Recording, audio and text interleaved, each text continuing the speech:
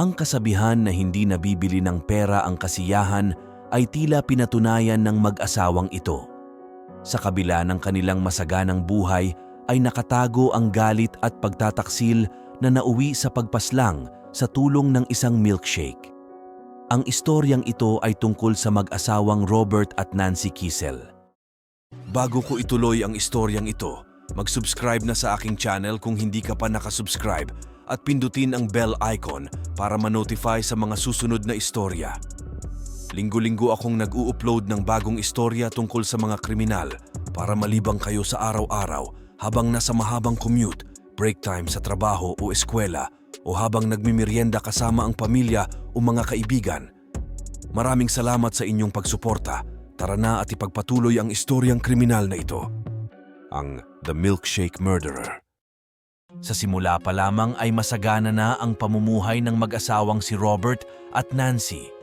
Si Robert ay nasa banking career at si Nancy naman ay naging general manager sa Doc's Restaurant sa Broadway, Manhattan. Ngunit dahil sa pagpatuloy na paglaki ng kanilang pamilya, mas lalong lumaki ang pangangailangan nila sa pera. 1997, nang mabigyan ng pagkakataon si Robert na makapagtrabaho para sa Asian Special Situations Group sa Goldman Sachs.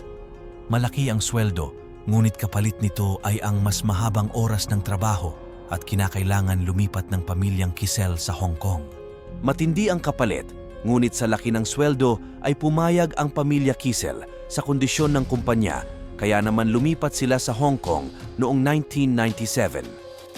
Kinakailangan mag-adjust ng pamilya sa paglipat nila sa Hong Kong, ngunit dahil kilala ang Hong Kong sa mataas na quality ng pagkain, pati na rin sa transportasyon ay hindi nahirapan ang pamilya Kissel.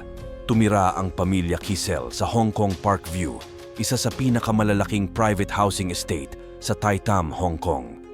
Masagana ang naging pamumuhay ng mag-anak. Sa mga lumipas na panahon, noong taong 2000, ay umangat sa posisyon na Vice President si Robert sa kanyang kumpanya at mas lalong lumaki ang kanyang sweldo na noon ay umabot sa halagang $3 million per year. Hindi lamang si Robert ang naging matagumpay sa kanilang tungkulin. Si Nancy ay naging Vice President of Parent-Teacher Board ng lokal na paaralan sa kanilang lugar. Sa tagumpay ng dalawa ay halos imposible nang masukat ang kanilang kayamanan at impluwensya. Ngunit hindi ibig sabihin nito ay masaya ang pamumuhay ng kanilang pamilya. Nagsimulang magkalamat ang relasyon ng mag-asawang Robert at Nancy noong 2002 nang sumabog ang pandemic na SARS-CoV-1 sa Asia. At dahil mataas ang populasyon ng Hong Kong, ay maging ang napakayaman na pamilyang Kissel ay apektado ng pandemya. Marahil, karamihan sa mga tao ay magpapasyang lumayo sa lugar kung saan may pandemya. Ngunit hindi ito maaaring gawin ni Robert. Hindi niya kayang iwanan ang kanyang trabaho kung saan siya kumikita ng limpak-limpak na salapi. Kaya naman nagdesisyon ng pamilya na bumalik sa US si Nancy kasama ang kanilang mga anak upang masiguradong ligtas sila sa sakit. Tumira si Nancy kasama ang mga anak nila ni Robert sa Vermont, USA, sa kanilang marangyang bahay bakasyunan. Dahil napakaraming pera ang kinikita ni Robert sa kanyang trabaho, ay walang pag-aalinlangan na nagpasya si Nancy sa home improvement ng kanilang bahay bakasyunan. Ngunit kung may proyektong home improvement sa bahay, ibig sabihin ay mayroon ding mga construction worker at iba pang mga manggagawa na magtatrabaho para sa proyekto. At sa kasamaang palad para kay Robert, nabighani si Nancy sa isang lalaki na gumagawa ng kanilang home improvement. Michael Del Priore ang pangalan ng lalaki na ito, isang electrical repairman, taga Vermont, at 2 beses na ikinasal sa magkaibang babae, ngunit hindi umubra ang kanyang relasyon sa mga ito. Malayong malayo ang estado sa buhay ni Robert kay Michael. Si Robert ay kumikita ng 3 milyon sa isang taon, habang si Michael naman ay nakatira lamang sa trailer park at pinagkakasya ang maliit na sweldo para sa kanyang pang-araw-araw. Bagamat sobra-sobra sa pera si Robert, ay kulang na kulang naman siya sa oras para sa kanyang pamilya. Kulang na kulang siya sa apeksyon para sa kanyang asawa. Nahanap ni Nancy ang apeksyon at atraksyon na kanyang hinahanap kay Michael. Sa kabilang banda naman ay tila nakakahalata na si Robert sa gawain ng kanyang asawa, kaya naman nag-hire ito ng private investigator. At sa pagbabantay ng private investigator ni Robert kay Nancy, ay doon niya nakumpirma na magkalaguyo nga si Nancy at Michael. Determinadong mabawi ni Robert ang kanyang asawa, kaya naman laking pasalamat ni Robert nang gumaan ang pangamba ng mga tao sa SARS-CoV pandemic noong 2003 na naging dahilan upang matapos ang matagal na pagkakalayo ni Robert at Nancy. Bumalik si Nancy at ang mga anak nila ni Robert sa Hong Kong. Gayunpaman ay tila huli na ang lahat para sa relasyon ng mag-asawa. Hindi na tuluyan na nabawi ni Robert si Nancy sapagkat patuloy na nakikipag-contact si Nancy kay Michael ng palihim kahit na bumalik na siya sa Hong Kong sa pamamagitan ng cellphone at email. Maging nang bumalik sila pansamantala sa Amerika upang magpagamot, habang inooperahan si Robert ay nakipagkita si Nancy kay Michael sa isang hotel. Senyales ito ng matinding pag-ibig ni Nancy para kay Michael na paminsan-minsan ay binibilihan pa niya ng mga mamahaling regalo. Tumagal pa at lumipas ang ilang buwan ay mas lalong naging magulo at mapait ang pamumuhay ng mag-asawang Robert at Nancy. Patuloy ang pagkabigo at dismayadong nararamdaman ni Robert habang si Nancy naman ay masaya sa kanyang bagong pag-ibig. At pagsapit ng November, taong 2003, ay umabot na sa sukdulan ang kanilang sitwasyon. Hapon ng linggo, November 2, nang bisitahin ang pamilya Kissel ng isang family friend sa kanilang tahanan. Nang maggabi ay nagdesisyon ang ama ng kaibigan ng mga anak ni Robert at Nancy na ang pangalan ay Andrew Tanzer na umuwi na. Bago umuwi ay humingi muna ng tubig si Andrew Tanzer, ngunit nasorpresa siya nang ipinagtimpla ni Nancy ng milkshake si Andrew at Robert. Tinanggap ni Tanzer at Robert ang milkshake at masayang inubos ang kanilang masarap na inumin bago umuwi. Nang makauwi sa kanilang tahanan, ay agad napansin ng asawa ni Tanzer na namumula ang kanyang asawa. Nagrereklamo daw ito na nahihilo at napapagod, kaya naman dumiretso na ito sa kanilang kwarto upang matulog. Sinubukang gisingin si Tanzer ng kanyang asawa, ngunit kahit na anong gawin niya ay hindi ito magising. Nang gumising naman si Tanzer, sobrang gutom naman ang naramdaman nito. Kumain muna siya ng madami bago bumalik sa pagtulog. At kinabukasan, nang magising sa kanyang mahabang pagkakatulog, ay halos wala itong maalala na parang may amnesia. Hindi alam ni Tanzer na ang gabing iyon ang huling beses niyang makikita at makakausap ang kanyang kaibigan na si Robert.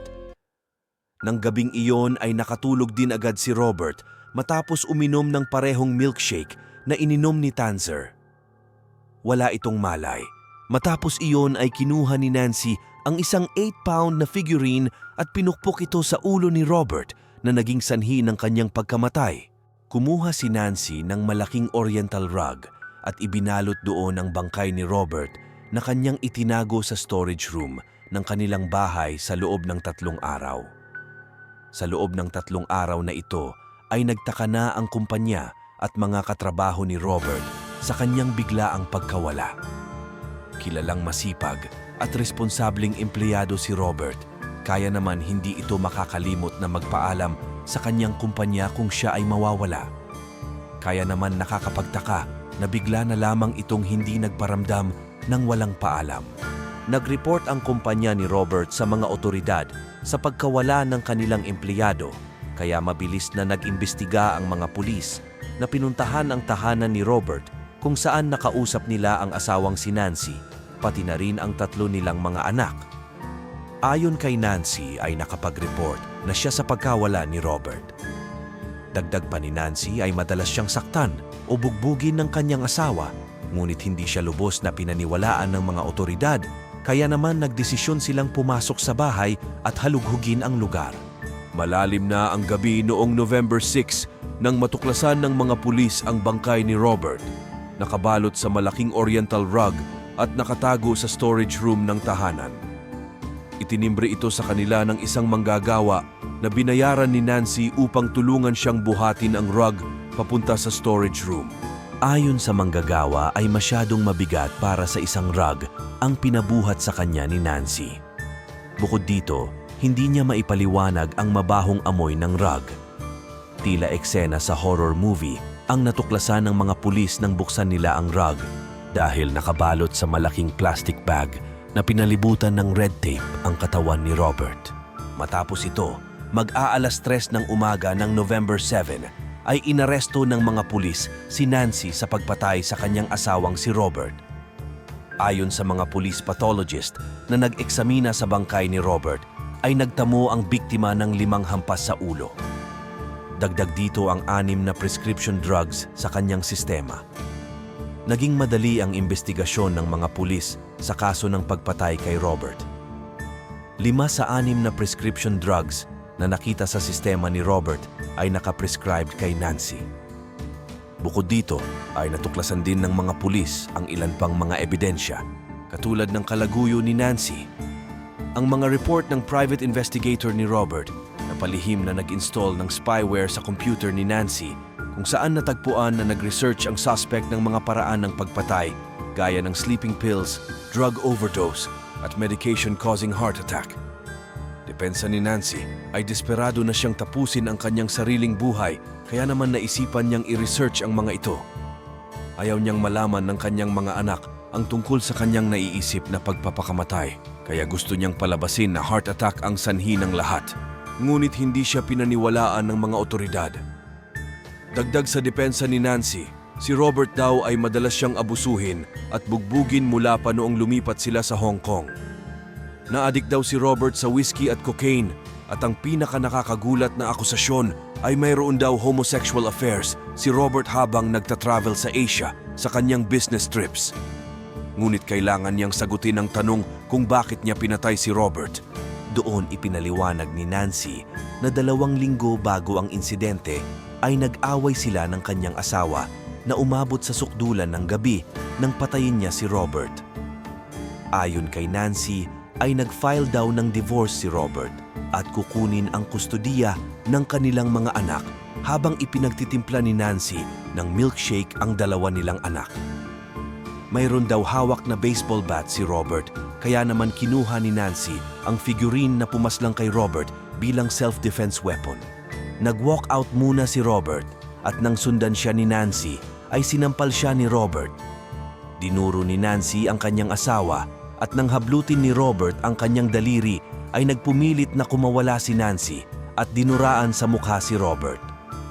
Sa galit ay dinala siya ni Robert sa kanilang kwarto upang abusuhin. Nagpang-abot ang 2, natumba sila pareho sa sahig at hinawakan ni Robert si Nancy sa kanyang mga paa. Doon daw hinampas ni Nancy sa ulo si Robert ng 1 beses. Ngunit nang gumanti daw si Robert at tumambang hahampasin siya ng baseball bat, ay hinampas pa ulit ni Nancy si Robert sa ulo ng 4 na beses at doon aksidenteng binawian ng buhay si Robert. Ngunit hindi tugma ang kwento ni Nancy sa investigasyon ng mga pulis, lalo na at wala siyang natamong kahit maliit na galos sa pakikipagsagupa kay Robert. Kaya naman sa hearing na ginanap noong September 1, 2005, 8 oras lamang ang kinailangan ng punong hurado upang patawan ng guilty sa kasong pagpatay si Nancy.